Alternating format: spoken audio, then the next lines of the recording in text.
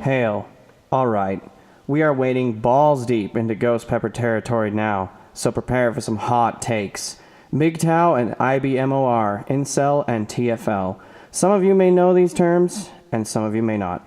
To define them simply, they all have to do with the philosophy of not engaging in any serious, lasting domestic partnerships with the modern woman. Before the outrage settles, let's define the terms real quick. MGTOW means men going their own way. IBMOR is the introspective black men of reform, one of whom was actually so inspirational that I started this very channel after consuming his content and feeling the urge to opine myself. So shout out and big love to eman67. I wouldn't be here without you, brother. Back on topic, though. Both of these terms automatically imply that some level of game is involved. These are not your average mid to low tier men, as it takes quite the force of will to overcome the male sex drive, especially when sex is so easily acquired these days.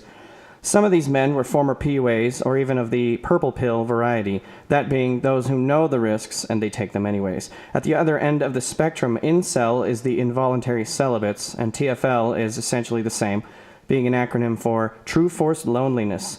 I don't feel particularly compelled to explain those redundant terms. Figure it out.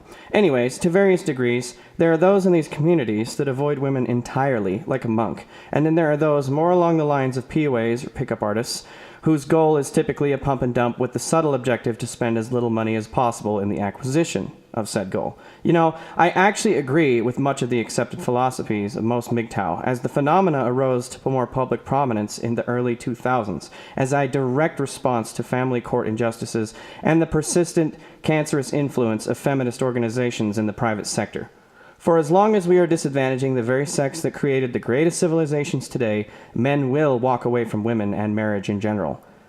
The present climate of rampant and spurious sexual harassment accusations, coupled with the increasing pressure of diversity hiring and diversity quotas being mandated by an already overbearing government, has driven men to finally quell their biological imperatives and perform the cost-benefit analysis that most had been avoiding like the plague. When you view your life on a timeline, in a sense of this cost-benefit analysis, you can clearly see that there are certain events that could take place if you choose to interact with women, and the consequences for doing so are constantly evolving, especially with regard to common law type marriages and other unusual circumstances that dot the legal landscape of today. Workplaces have become exceptionally volatile in regards to career longevity for men also. Women themselves are relatively new to the workplace, a role traditionally undertaken by men prior to the two world wars, and to say that there is assimilation today is to deny the truth of these latest social media campaigns, such as #MeToo and #TimesUp. To deny the destruction of numerous men of means by simply public opinion on these scandals that they are implicated in is also very disingenuous. The truth is, due to the legal ramifications of relationships, marriages, and divorce, men have began opting out in greater and greater numbers, and the shock to the system is starting to receive more and more attention.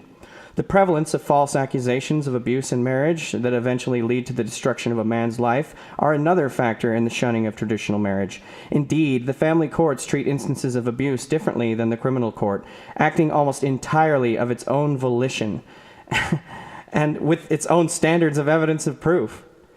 The verdicts in family court are also outside the purview of most legal jurisdictions and have separate proceedings and policies entirely. It is an utterly out-of-control abomination. There exists also demonstrable evidence that many of these institutions are filled with misandrist men and women, using their power, influence, and legal networks to vindictively and maliciously do harm to men and create situations that are impossible to navigate in reality for the man of average or less means. And it's not a joke that the suicide rate among divorced men is astronomically high, as is instances of living in one's vehicle while paying a mortgage, and for some men, all they know of fatherhood is that trip to the post office to mail a check once a month. When you take MGTOW in this context, it is undeniable that the grievances being addressed are legitimate. However, getting the majority of voters, women ironically, to enact a change to that system is an unlikely impossibility that can only end with a feminized civilization of castrated males, powerless to help their descent into chaos and disarray by care-based morality and policies instead of systems of law and justice. Already, you can see instances of cover-up of major crimes in the UK, like the grooming gangs so as not to upset certain religious types' feels in that country. In America, the inner city minority crime and sanctuary city illegal immigrant crime is also covered up by the media. Again, hoping not to offend the feels of said minorities engaged in the violence and offenses to begin with. If this logic is applied to the broader scope of life, and the feminists are definitely infiltrating every field they possibly can, the Bully Hunters live stream comes to mind, you can see that there will be disastrous results. Statistics already support this notion. If you look at the possibility of divorce, the chance is literally 50%. And 80% of all divorces, first or otherwise, are initiated by the female. Money is the leading cause of divorce, and half of America makes less than $30,000 annually. Quite the grim outlook indeed. If you factor in wage stagnation, interest rates being held artificially low, and the increased cost of living, most men don't have enough money to date as is, but women can receive aid from a variety of sources, both local and federal, secular and religious. Over 80% of consumer debt in America is held by women, as women's biological instincts have been capitalized upon by advertisers and corporations. Today, most ads are directed towards women, and they are highly effective with their emotionally persuasive themes and life-relatable scenarios. This makes it very dangerous indeed to men who seek to have a meaningful relationship, as they are invariably asked to meet the need to acquire resources, however trivial said resource may actually seem, especially when cohabitating. Your failure to meet the instinctual nesting needs of the female will create the resentment that will ultimately lead to conflict. Men in society need to realize that society as we perceive it today cannot function if more men choose to not get married. However, that also cannot be the extent of the action. There needs to be changes to the legal structure if there will be a lasting impact to the future. MRA, or men's rights advocates groups, have had very little success today in changing any laws or bringing any light to the family court injustices being perpetrated. And actually, the LGBTQ whatever crowd have had more impact in changing laws than any single group of men organized for this purpose. That should give you a little clue. Oh, and if any of this information is news to you, I respectfully ask where the actual fuck you have been this last decade, and how do you sleep at night being so horrifically ignorant of the reality you live in? Seriously, as the attacks on men are multifaceted and pervasive in every man's life at this point. I could list numerous instances now of various sorts. Traffic being blocked by protesters, to events being shut down and speakers deplatformed, the indoctrination in education to the belittlement in movies and advertisements, the lyrics of music and even art of today. There is no shortage of avenues to insult the dignity and image of what it means to be a man. Traditional family roles are the most negatively portrayed in movies and television now, with most families having some type of sexual deviant in them, and even more commonplace is the interracial theme.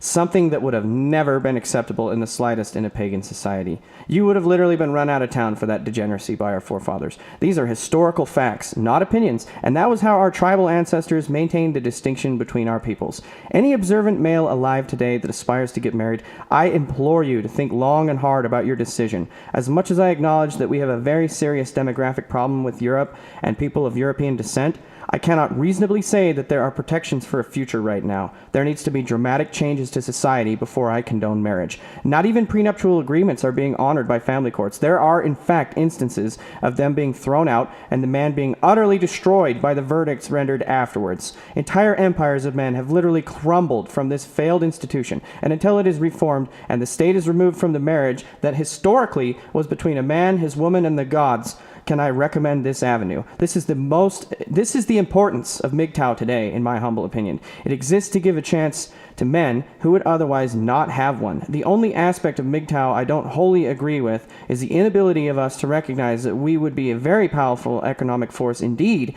if we all decided to act as one together.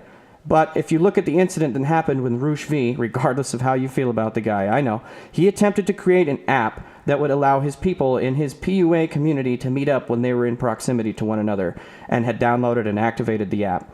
If more men in MGTOW were able to meet up and have a common sense discussion about life, there would be enough agreement to important solutions that a lasting and meaningful change could be made to society.